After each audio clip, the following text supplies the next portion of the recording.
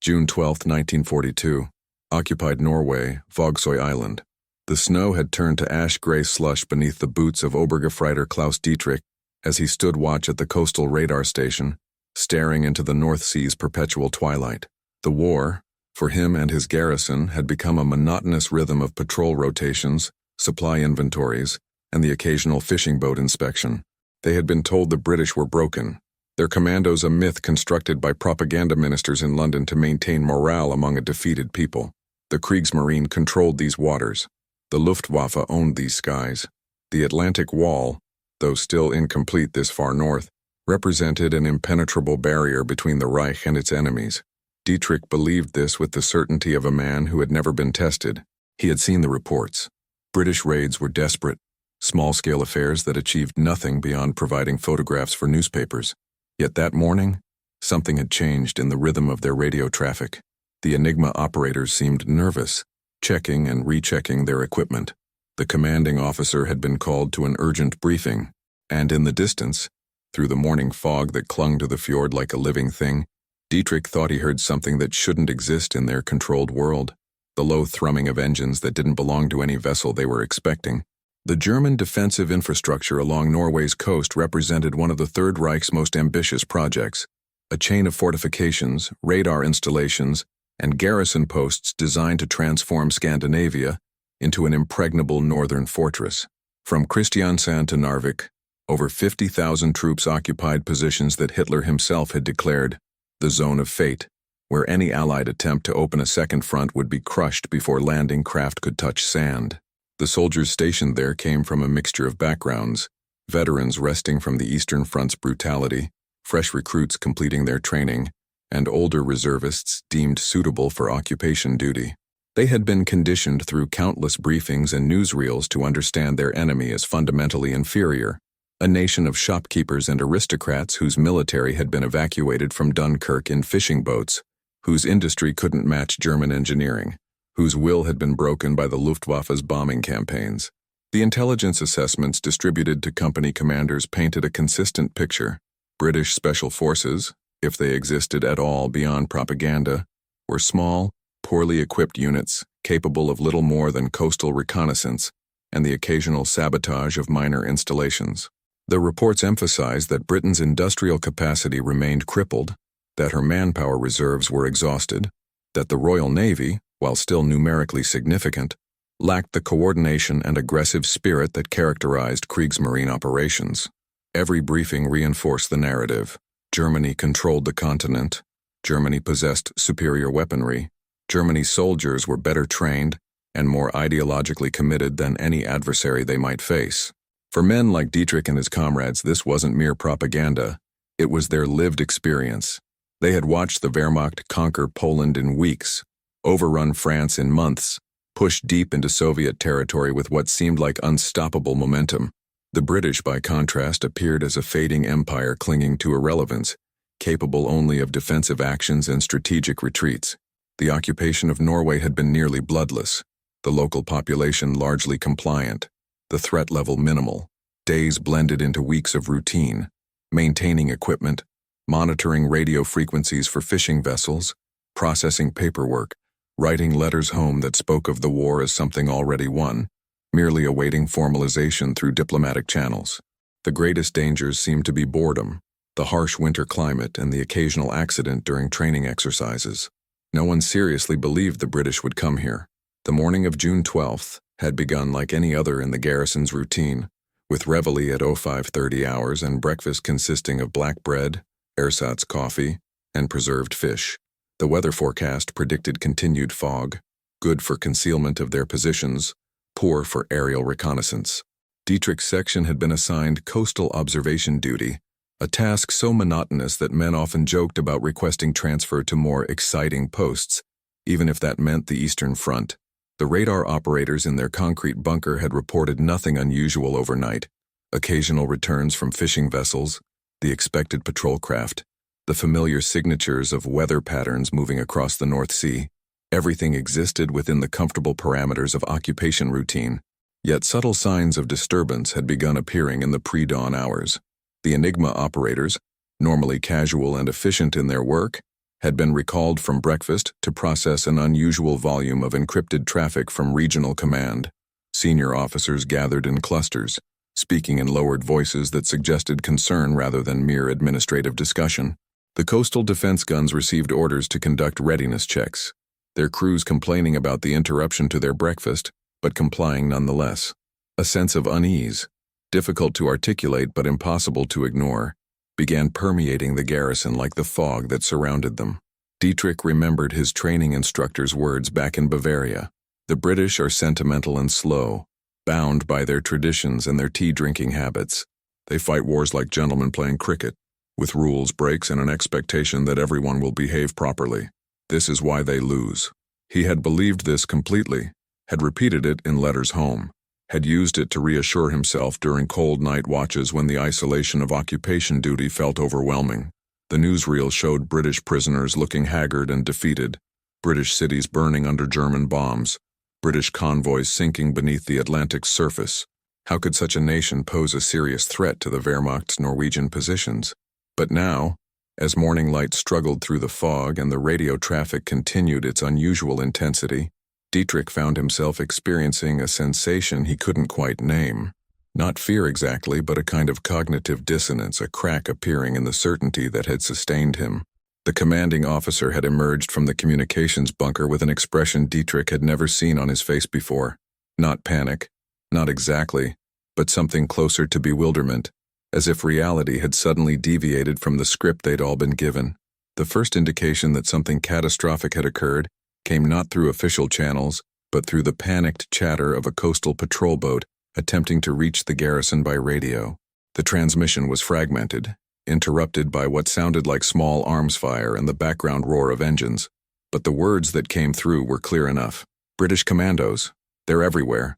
Molloy is under attack. They came out of nowhere. We need... Then silence, replaced by the empty hiss of carrier wave before the transmission cut entirely.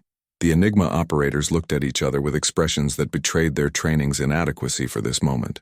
The standing orders for British commando activity were filed in a section of their protocols labeled Theoretical Threats, Low Priority. No one had actually expected to implement them. Within minutes, the radio room erupted into controlled chaos as multiple stations along the coast attempted simultaneous communication, each bringing reports that seemed impossible to reconcile with their understanding of British capabilities.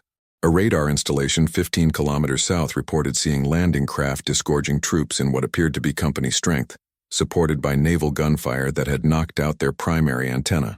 A garrison at Hollevik transmitted that they were under direct assault from forces that had somehow infiltrated past their perimeter defenses without triggering alarms. Most disturbing was the report from Molloy itself, the small port town that served as a regional administrative center, where witnesses described British soldiers moving with coordinated precision, systematically neutralizing defensive positions, while combat engineers demolished infrastructure with what appeared to be pre-planned knowledge of target locations. Dietrich watched his commanding officer, a decorated veteran of the French campaign who had spent the past year assured of his posting's safety, attempt to process information that contradicted every briefing he'd received. The British weren't supposed to have the naval capacity for operations like this. Their commandos weren't supposed to exist in numbers sufficient for coordinated assault. The intelligence assessments had been clear. Britain was defending desperately, not projecting force across the North Sea. Yet here was evidence, fragmentary and confusing, but undeniable, that British forces had not only reached Norwegian waters, but had done so in strength, with surprise, and with apparent knowledge of German defensive positions that should have been secure. The order came down from regional command, transmitted with an urgency that itself revealed panic. All coastal garrisons were to assume maximum alert status, prepare for possible assault, and maintain continuous radio contact. But the subtext was clear in every clipped phrase and repeated confirmation request. German command hadn't anticipated this, hadn't prepared for this, and didn't yet understand how this was even possible. The psychological impact of the report spreading through the garrison proved almost as destabilizing as the tactical threat itself. These were men who had been conditioned to view themselves as members of a superior military force, occupying a secure position against an inferior enemy. The sudden inversion of this reality, the realization that they might not be the hunters but the hunted, that their supposedly impregnable positions might be vulnerable, that the enemy they'd dismissed might be operating with capabilities beyond their own, created a cascade of doubt that spread faster than any official communication could contain. Dietrich observed his comrades' reactions with a clarity born of his own shock. The veteran sergeant who had fought in Poland and France suddenly looked older, his confident swagger replaced by the cautious movements of someone who has remembered what real combat feels like. The young recruits who had treated occupation duty as an extended training exercise now gripped their rifles with white-knuckled intensity, their eyes darting toward every sound from the fog-shrouded waters. The radio operators, normally relaxed between routine transmissions, now monitored their equipment with obsessive attention, as if the Enigma machines might provide advance warning of an attack they couldn't see coming. The fragmented reports continued arriving, each adding new dimensions to their understanding of what was occurring. The British weren't simply raiding. They were conducting a coordinated multi-site operation that suggested extensive intelligence preparation, naval support that should have been detected by coastal radar, and ground forces that moved with a precision indicating specialized training. One transmission described commandos using suppressed weapons and night camouflage. Another reported demolition teams destroying specific infrastructure with shaped charges, suggesting detailed planning. A third mentioned prisoners being taken, German soldiers captured on German-occupied territory, a humiliation that hadn't occurred since the early war's chaotic days. What disturbed Dietrich most wasn't the tactical reports themselves, but the tone of the transmissions, the barely controlled panic in voices of men who had believed themselves safe, the absence of the confident, clipped military efficiency that had characterized all previous communications. German radio discipline, drilled into every operator through endless training, was breaking down under the pressure of encountering an enemy who wasn't supposed to exist. Commands were being repeated, confirmation codes requested multiple times, and beneath the procedural language, Dietrich could hear something he'd never expected to detect in Wehrmacht communications: fear, raw and unfiltered, that perhaps everything they'd been told about British weakness had been a lie, designed to make occupation duty comfortable, rather than an accurate assessment of enemy capabilities. As the morning progressed, a different kind of battle began unfolding in radio rooms and command bunkers across occupied Norway. A struggle to control information, maintain morale, and reconcile observable facts with ideological certainty. Regional Command in Trondheim issued a series of directives that revealed the Wehrmacht's institutional confusion. Garrisons were ordered to maintain combat readiness, while simultaneously being assured that the British raids were isolated incidents of no strategic significance. Intelligence officers distributed assessments claiming the attacks represented Britain's last desperate attempt to achieve propaganda victories before inevitable defeat, even as those same assessments acknowledged British forces had demonstrated operational capabilities that exceeded previous estimates by several orders of magnitude. The propaganda apparatus swung into action with remarkable speed, even as combat operations continued. Radio broadcasts emphasized that German forces were successfully repelling British attacks, that casualties among the raiders were catastrophic, that the operations demonstrated British desperation rather than strength. Yet soldiers monitoring these broadcasts while simultaneously listening to the panicked reports from actual combat zones experienced a profound cognitive dissonance. The official narrative bore almost no relationship to the reality their comrades were describing. The British weren't being repelled. They were accomplishing their objectives with apparent ease, withdrawing before German reinforcements could arrive, leaving behind destroyed infrastructure and shaken garrisons that would take weeks to restore to operational confidence. Dietrich found himself thrust into a surreal situation, ordered to maintain his defensive position, while being assured through official channels that there was no serious threat, yet listening to radio traffic that described German positions falling to British assault with disturbing regularity. The Enigma operators processed messages with increasing desperation, their encryption work now carrying operational urgency rather than mere administrative routine. One transmission, intercepted from a garrison post at Runde, described British commandos approaching their position with such tactical sophistication that the German defenders hadn't realized they were under attack until explosive charges detonated against their ammunition bunker. The commanding officer there, a man Dietrich had met during a regional training exercise, someone who had impressed him with his confidence and professional competence, was reduced to transmitting fragmented phrases. They knew exactly where to strike. How did they know? We need air support. Where is the Luftwaffe? The question hung in the air, unanswered. The Luftwaffe, which had been presented as the Reich's invincible shield, was nowhere in evidence. The British had achieved something German doctrine insisted was impossible: complete tactical surprise against a prepared defensive position, executed with coordination that suggested not just competence, but actual superiority in specialized warfare techniques that German training manuals barely acknowledged as existing. The ethical and psychological dimensions of the crisis deepened as hours passed, and the full scope of British operations became apparent. German commanders faced decisions that exposed the fragility of their ideological certainty. Should they reinforce positions under attack, potentially exposing their forces to British naval gunfire? Should they maintain dispersed defensive postures, accepting that isolated garrisons might be overwhelmed before help could arrive? Should they acknowledge to their men that the intelligence assessments had been catastrophically wrong, or maintain the fiction of British weakness even as evidence contradicted it? Dietrich witnessed his commanding officer grapple with an impossible dilemma. A distress call had come from a smaller outpost 8 kilometers down the coast, reporting that British forces were approaching their position. The standard protocol demanded sending a relief column, but doing so would strip their own garrison of half its defensive strength, leaving them potentially vulnerable to assault. The officer stood in the command bunker, staring at the map with an expression of anguish that went beyond tactical concern. These were his men, soldiers he'd trained with, eaten with, promised to protect, yet sending them into potential ambush against an enemy whose capabilities they'd grossly underestimated might be sending them to their deaths for no strategic purpose beyond maintaining appearances. The decision he made, to hold position and request air reconnaissance before committing forces, was tactically sound but psychologically devastating. It meant acknowledging that German ground forces couldn't maneuver freely in their own occupied territory, that the British had achieved a level of operational dominance that made movement dangerous. When the radio operator transmitted this decision to the endangered outpost, the response carried accusation rather than understanding. "You're leaving us to die." The transmission cut off mid-sentence, replaced by static, then silence. For soldiers raised on narratives of Wehrmacht invincibility, of blitzkrieg momentum and unstoppable advance, this moment represented a fundamental collapse of their operational worldview. They weren't the bold strike force bringing civilization to inferior peoples.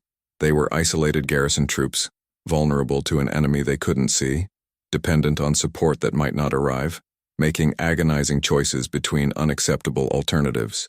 The contrast between their imagined role as conquerors and their actual position as frightened defenders proved more damaging to morale than any physical assault could have achieved. Dietrich heard men whispering questions they would have been punished for speaking aloud just hours earlier. If they can do this here, what else have we been lied to about? If the British aren't broken, what about the Soviets? What about everything we've been told? By mid-afternoon, the scale of Operation Archery, though German forces wouldn't learn its codename until much later, had become undeniable. British Commandos, supported by Royal Navy destroyers and coordinated with RAF fighter cover, had struck multiple targets across a 50-kilometer stretch of Norwegian coast with simultaneous precision. They had destroyed fish oil factories that supplied glycerin for German munitions, demolished coastal defense installations, captured prisoners including Wehrmacht personnel and Quisling collaborators, eliminated a German headquarters, and withdrawn before substantial reinforcements could arrive, all while suffering casualties that German intelligence estimated as surprisingly light given the operation's scope. The tactical sophistication of the British approach became apparent through captured documents and interrogated Norwegian civilians who had witnessed the raids. The Commandos had landed with detailed maps, showing not just military installations, but civilian infrastructure, suggesting intelligence networks that German counter-espionage had failed to detect. They had used darkness, fog, and carefully timed naval gunfire to create confusion that paralyzed German response efforts. They had moved with unit cohesion and fire discipline that indicated training standards equivalent or superior to Wehrmacht special forces. Most concerning from a German perspective, they had demonstrated an apparent willingness to accept casualties in pursuit of objectives, a determination that contradicted intelligence assessments describing British forces as demoralized and risk-averse. The Luftwaffe's absence from the battle became its own operational crisis.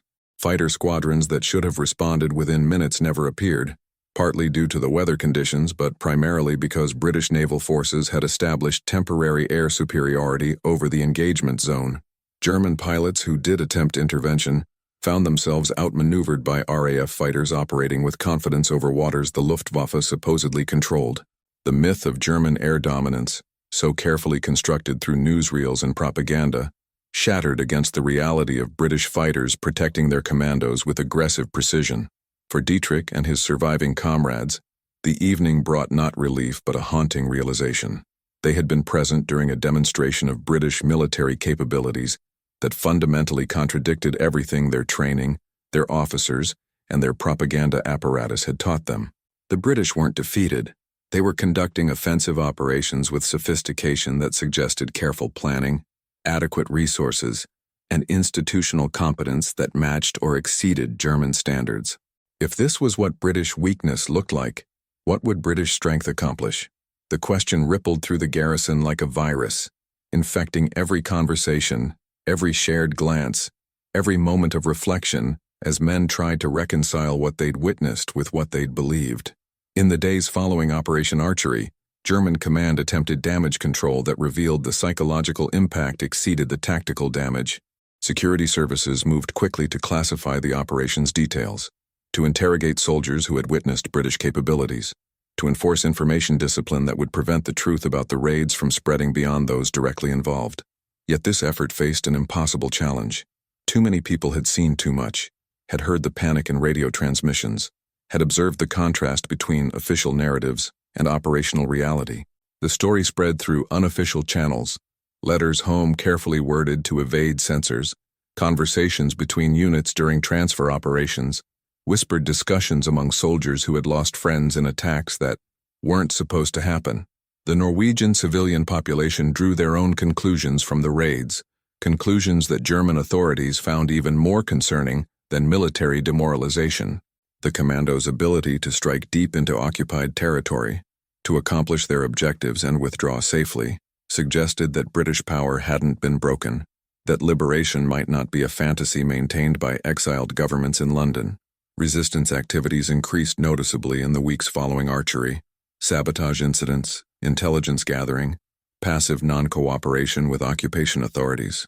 The Germans had worked to create an image of invincibility that would discourage resistance.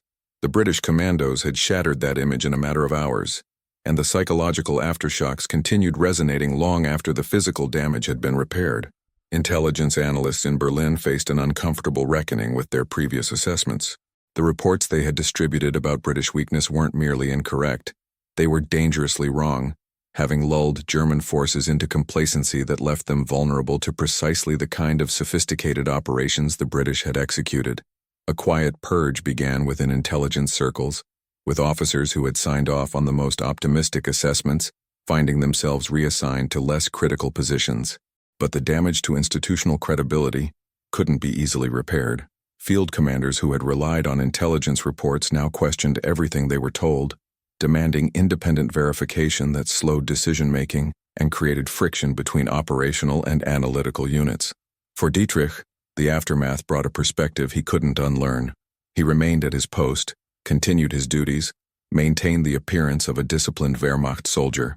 But internally, something fundamental had shifted.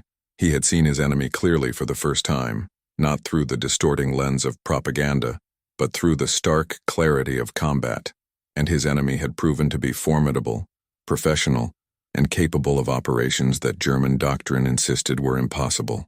This knowledge carried its own burden, a weight that settled over him like the Norwegian fog that had concealed the British approach. The strategic implications of Operation Archery extended far beyond the immediate tactical results, forcing German military leadership to confront uncomfortable truths about their operational assumptions. The successful raid demonstrated that the Royal Navy could project force into Norwegian waters despite Kriegsmarine presence, that British special forces existed as more than propaganda constructs, and that Allied intelligence networks had penetrated occupied territories more deeply than German counterespionage had detected. Perhaps most significantly, it proved that Britain retained both the capability and the will to conduct offensive operations, a realization that complicated German strategic planning across multiple theaters. Field Marshal Wilhelm Keitel, reviewing reports from Norway and Berlin, faced a dilemma that characterized the Third Reich's leadership crisis: acknowledge the intelligence failures publicly, potentially damaging morale across all occupied territories, or maintain the narrative of British weakness while quietly adjusting defensive postures to account for capabilities that officially didn't exist. The chosen approach, typical of authoritarian systems encountering contradictory evidence, was to do both simultaneously, creating a bifurcated reality where official statements bore little relationship to operational directives. Garrison commanders received orders to strengthen defenses against commando raids, while propaganda broadcasts continued emphasizing British desperation and imminent defeat. This cognitive dissonance trickled down through the command structure, creating operational confusion that persisted for months. Junior officers, reading classified assessments that described British capabilities as significant, then attending briefings where those same capabilities were dismissed as negligible, learned to navigate by reading between lines rather than trusting explicit statements. Enlisted personnel, hearing official broadcasts about British weakness while experiencing heightened security protocols that assumed British strength, developed a cynical detachment from institutional communications that eroded unit cohesion and morale. Dietrich observed this institutional schizophrenia with growing disillusionment. Training exercises now included scenarios involving commando raids, tacit admission that the threat was real. Yet those same exercises were framed in briefings as preparations against isolated, ineffective harassment actions rather than coordinated military operations. Supply requisitions for improved coastal defenses were approved but justified in paperwork as routine enhancement rather than response to demonstrated vulnerabilities. The gap between reality and official acknowledgement of reality created an environment where truth became a matter of security clearance level.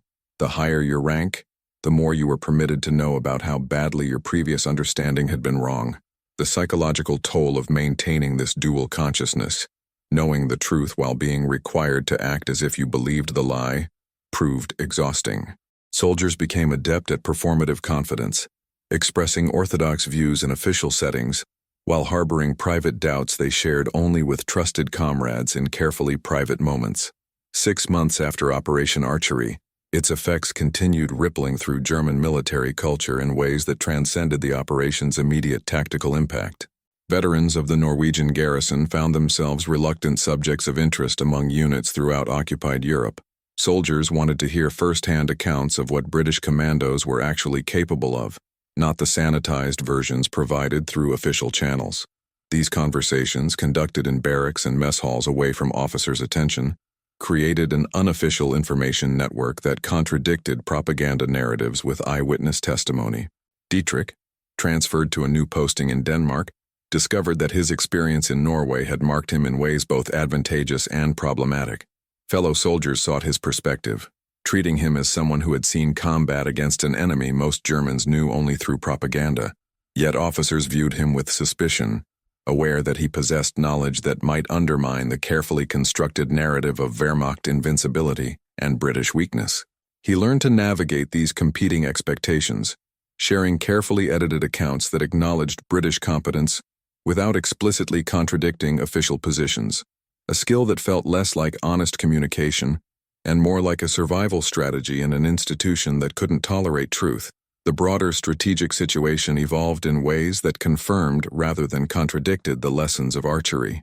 British and American forces landed in North Africa, demonstrating combined arms capabilities that exceeded German estimates. Soviet forces halted the Wehrmacht's advance at Stalingrad, revealing that reports of Red Army collapse had been drastically premature. The Allied bombing campaign over Germany intensified, showing that British industrial capacity remained robust despite years of conflict. Each development added retrospective weight to that June morning when the radio transmissions first carried panic instead of confidence, when the myth of German superiority first cracked against the hard reality of an enemy who refused to conform to propaganda expectations. For soldiers like Dietrich, these accumulating revelations created a profound sense of betrayal, not by their comrades or even necessarily by their immediate commanders, but by the institutional structures that had assured them of inevitable victory based on inherent superiority. They had been promised a short war against inferior opponents, had been conditioned to believe in their own invincibility, had been given assurances that later events proved catastrophically false. The psychological journey from that certainty to the growing understanding of their actual situation, surrounded by enemies who were neither defeated nor inferior, fighting for a regime whose promises had proven hollow, constituted its own form of combat trauma, quieter than battlefield wounds but equally damaging to the human capacity for trust and hope. By 1943, the patterns established during Operation Archery had been repeated across multiple theaters, with mounting frequency and devastating effect. British and American forces demonstrated coordinated amphibious capabilities in Sicily.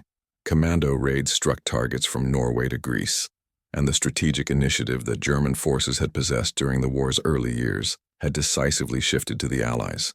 The psychological transformation that Dietrich had experienced during those hours monitoring panicked radio transmissions from Norwegian coastal garrisons became a nearly universal experience among Wehrmacht personnel.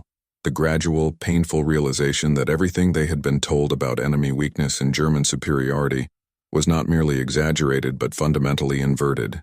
The German military's response to this reality took forms that ranged from desperate tactical improvisation to ideological rigidity that bordered on delusion. Some commanders adapted, learning from Allied operational methods and implementing defensive strategies that acknowledged enemy capabilities. Others retreated into doctrine, insisting that proper application of established principles would inevitably produce victory, despite mounting evidence to the contrary. The split between these approaches created internal friction that further degraded operational effectiveness, as units following different command philosophies failed to coordinate effectively. Dietrich watched young recruits arriving at his unit with the same confident assumptions he had carried to Norway 2 years earlier: beliefs about German superiority, Allied weakness, inevitable victory, and felt a responsibility to prepare them for the shock of reality that awaited. Yet he also understood the danger of explicit honesty. Soldiers who openly questioned the propaganda narratives faced severe consequences from security services, increasingly paranoid about defeatism and subversion. He learned to teach through implication and practical preparation, emphasizing skills and tactics that assumed a competent, dangerous enemy without explicitly saying that official assessments understated threat levels. The most profound impact of experiences like Operation Archery wasn't tactical or strategic but epistemological. It destroyed German soldiers' ability to trust institutional sources of information.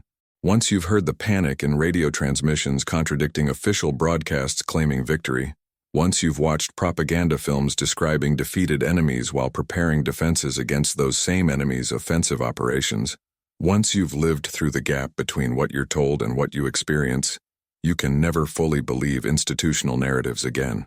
This loss of trust, replicated across hundreds of thousands of soldiers throughout the Wehrmacht, created an army that followed orders, but no longer believed the justifications for those orders, that continued fighting, but increasingly wondered what they were fighting for, and whether the promises that had motivated them had ever been true. The climactic revelation for Dietrich came not in a moment of dramatic battlefield confrontation, but during a quiet evening in the spring of 1945, as Allied forces closed in on Germany from both east and west, and the Reich's collapse became undeniable. He sat in a bunker near Bremen, listening to radio broadcasts that still proclaimed inevitable victory and imminent deployment of wonder weapons that would reverse Germany's fortunes, while simultaneously hearing the artillery fire that indicated American forces were less than 20 kilometers away and advancing. The absurdity of the contrast, the complete divorce of official narrative from observable reality, suddenly crystallized everything he had experienced since that June morning in Norway, nearly 3 years earlier. What struck him most forcefully wasn't anger at having been deceived, though he felt that too, but a deeper recognition of how the deception had functioned, not through explicit lies about specific facts, but through a systematic inversion of reality where strength was presented as weakness, competence as desperation, organized capability as isolated incident. The British Commandos hadn't become more formidable between 1942 and 1945. German intelligence assessments had simply been wrong from the beginning, wrong in ways that served ideological imperatives rather than operational effectiveness. The Allied forces that had seemed scattered and defeated in propaganda films had never actually been defeated. They had been regrouping, training, building capabilities that would ultimately overwhelm German defenses through patient, methodical application of resources and planning. The true climax of the story that began with intercepted panic messages from Norwegian garrisons wasn't a battle or an operation, but this moment of clarity, understanding that the enemy had never been what they'd been told, that the war had never been what they'd believed, that the certainty with which they'd embarked on occupation duty had been constructed from propaganda rather than honest assessment of military realities. German forces hadn't lost because they were inferior, but because they'd been operating within a system that valued ideological conformity over accurate intelligence. That punished honest reporting when it contradicted desired narratives, that had confused its own propaganda for strategic analysis. Dietrich thought back to that morning in Norway, to the moment when the first panicked transmissions shattered the comfortable certainty of occupation routine. That had been the beginning of his education in the difference between what institutions tell you and what reality demonstrates. The education had taken 3 years to complete, had cost millions of lives, had destroyed nations and ideals, but the fundamental lesson had been present from that first moment. When you hear panic in your comrades' voices contradicting confidence in your commander's briefings, believe the panic. Reality always wins. The intercepted German radio messages from Operation Archery, those panicked transmissions that revealed Wehrmacht forces encountering an enemy who exceeded every parameter of their intelligence assessments, became, in retrospect, a microcosm of the entire war's psychological trajectory. They captured the moment when ideological certainty collided with material reality, when propaganda narratives encountered operational facts they couldn't accommodate, when soldiers discovered that the enemy they'd been conditioned to dismiss was actually formidable, professional, and capable of operations that German doctrine insisted were impossible. For the British Commandos who conducted those raids, Operation Archery represented validation of training methods, tactical innovations, and institutional commitment to specialized warfare capabilities. They had transformed from a concept Churchill had advocated in 1940, when Britain truly was desperate and isolated, into an operational reality by 1942, demonstrating that industrial democracies could produce military capabilities matching or exceeding those of authoritarian systems that claimed inherent superiority. The success of these operations proved that specialized training, detailed intelligence work, naval ground-air coordination, and careful planning could overcome defensive advantages and achieve objectives that altered the psychological balance of the entire war. For German soldiers like Dietrich and thousands of others who experienced similar moments of revelation across different theaters, the impact transcended military significance. It represented the beginning of a painful process of understanding that the world they'd been taught to believe in, a world where their nation possessed inherent superiority, where their enemies were weak and degenerate, where victory was predetermined by racial and ideological factors, had never actually existed outside propaganda narratives. The real world contained enemies who were competent, systems that were effective, and military forces that were capable of complex operations requiring institutional sophistication that German propaganda insisted only the Wehrmacht possessed. The legacy of those intercepted panic messages extended beyond the war itself, becoming part of the historical record that future military institutions would study when considering the dangers of believing your own propaganda, the operational costs of ideologically driven intelligence assessment, and the psychological impact on soldiers when institutional narratives collapse under the weight of contradictory evidence. The panicked German radio operator transmitting, "They're everywhere. How did they know?" captured in a single fragment the moment when comfortable certainty shattered against harsh reality. A moment that, once experienced, changes everything a soldier believes about war, enemy, and the reliability of the institutions that sent them into combat based on assessments that proved catastrophically wrong.